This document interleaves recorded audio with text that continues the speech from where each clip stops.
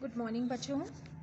आप लोगों के कहा है कि बुक के माध्यम से ही मैं आप लोगों को बताऊं। कई बच्चे स्कूल नहीं जा पा रहे, गाइड्स नहीं हो पा रहे हैं, तो मेरा ये थोड़ा सा प्रयास है ताकि सभी बच्चों को थोड़ी सुविधाजनक हो जाए कि फ़ोन तो सबके पास हो जाता है अभी, ठीक है। स्कूल नहीं जा रहे हैं, कई कारण आ रहे हैं अब उनके सामने।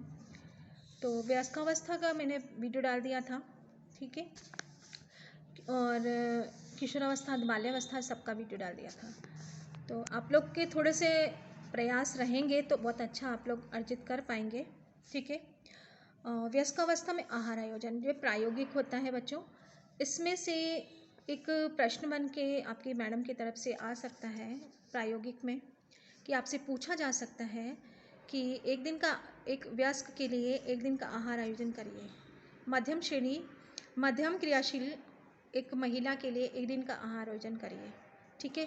तो आपको 3 सारणियों का निर्माण करना पड़ता है। जैसे मध्यम क्रियाशील महिला के लिए बोल सकते हैं, मध्यम क्रियाशील पुरुष के लिए बोल सकते हैं, उनमें से एक आ सकती है, ठीक है। एक सारणी तो ये संदर्भ इकाई और ये वाली बन जाती है, ठीक है। उसके बाद दूसरी सारणी बनती है, ये जो मुख्य सारणी होती है जिसमें आप अपने व्यंजन से संबंधित पूरे दिन को एक इकाई मान के कार्य करते हैं, उससे संबंधित आ जाता है, ठीक है। जिसमें तालिका आती है, 6 कॉलम बनते हैं, 1 2 3 4 5 है ना, क्रम संख्या आती है। फिर उसमें भोजन का समय आता है, महत्वपूर्ण है भोजन का समूह। फिर मेनू आता है, भोजन में क्या फिर कितनी मात्रा में परोस रहे हैं, सामग्री क्या ले रहे हैं, और फिर इसकी ग्राम में कितने ग्राम में ये चीज़ आ रही है, और भोज्य समूह की इकाइयाँ कितनी बन रही है। तो एक सारणी तो इसके द्वारा बनती है, दूसरी सारणी ये बनती है। फिर तीसरी सारणी का निर्माण, जो हमने ये इकाइयाँ इधर लिखी थी, इन इकाइयों के द्वारा ये सारणी का निर्माण होता है, ठीक है। अगर इस सारणी का निर्माण नहीं भी करें तो चल जाएगा, लेकिन ये सेकंड सारणी जो बहुत ही ज़्यादा इम्पॉर्टेंट है, महत्वपूर्ण है। पहली सारणी और दूसरी सारणी बहुत ज़्यादा इम्पॉर्टेंट है, ठीक है। उसी के तहत मैं अभी ये बात कर रही हूँ।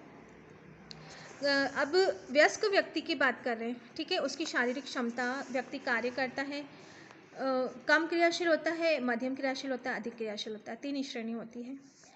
अब कम क्रियाशील महिलाएं पुरुष वो होते हैं जो कि प्रोफेशन में जो टीचिंग का कार्य करते हैं या ऑफिस में क्लर्क का कार्य करते हैं, ठीक है। और अधिक क्रियाशील मजदूर वर्ग आता है जिसमें भोजन की आवश्यकता, ऊर्जा की आवश्यकता ज़्यादा होती है। तो हम कम क्रियाशील की बात कर लेते हैं। तो ये चार्ट जो बनेगा, चार्ट, इसमें भोजन समूह में वही चीज़ आती है, अनाज, दालें, दूध, कंदमूल, हरे पत्तेदार सब्जियां, अन्य सब्जियां, फल, शक्कर, घी, तेल। संदर्भ इकाई में वही है, अनाज की संदर्भ इकाई 30 होती है, सबसे कम मात्रा होती है, ठीक है। 30 ग्राम अनाज, 30 ग्राम दाल, 100 ग्राम दूध, 100 ग्राम कंदमूल, 100 ग्राम पत्तेदार सब्जियां, हरे अन्य सब्जियां, 100 ग्राम फल, शक्कर की मात्रा 5 ग्राम और घी तेल की है, ठीक है। ये संदर्भ इकाई कम से कम मात्रा, एक दिन में इतना तो लेना ही आवश्यक है। उसके बाद है कम क्रियाशील की बात कर रहे हैं हम, स्त्री की बात कर लेते हैं पहले, ठीक है। स्त्री की बात करते हैं, कम क्रियाशील है। अब उसको एक दिन में 9 रोटी खा लेना चाहिए, फिर 2 कटोरी दाल पी लेना चाहिए, और 300 ग्राम दूध पी लेना चाहिए। कंदमूल 200 ग्राम कंदमूल ले लेना चाहिए। हरे पत्तेदार सब्जियां 100 ग्राम अवश्य लें। हरे पत्तेदार और अन्य सब्जियां 200 ग्राम ले सकते हैं। फल एक फल अवश्य खाएं, और 20 ग्राम शक्कर ज़रूर लें, और 20 ग्राम तेल उसके जो प्रयोग में अवश्य लें, ठीक है।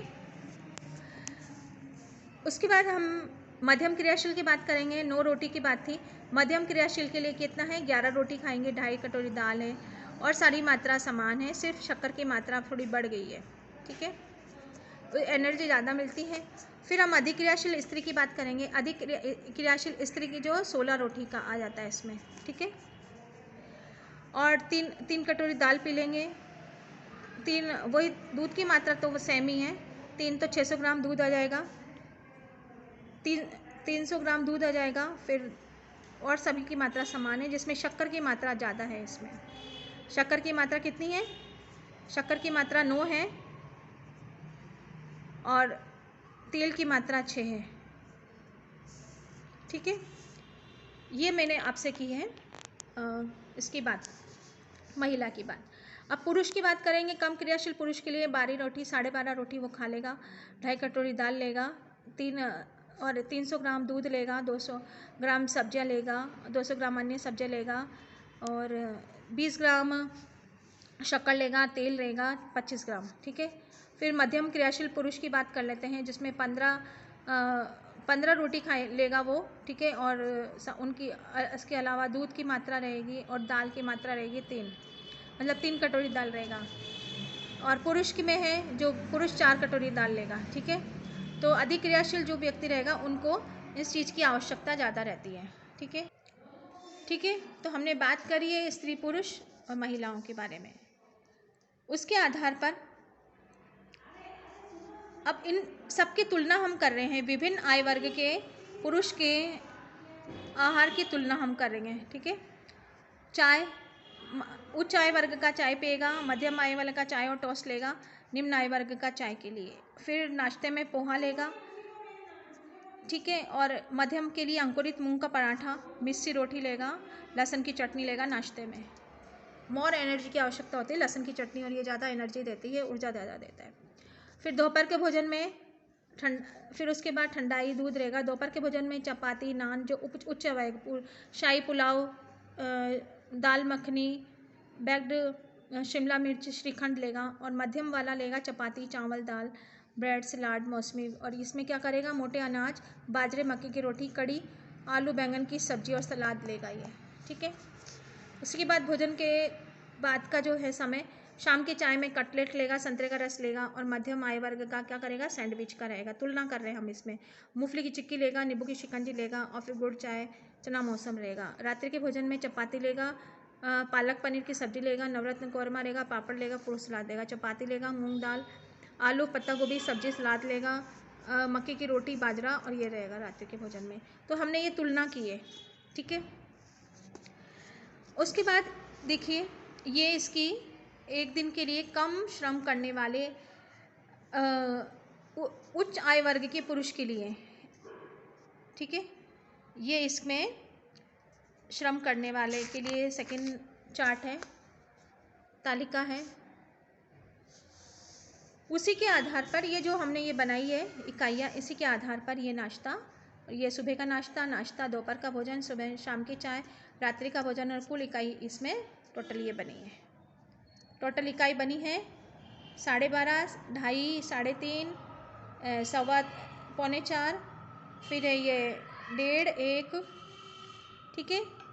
ये इस तालिका का निर्माण किया है। उसी के आधार पर हम देख सकते हैं मध्यम श्रेणी के लिए है, फिर वही तालिका का निर्माण हो रहा है। फिर अधिक श्रम करने वाले के लिए है। ठीक है। और ये तालिका का निर्माण हो रहा है।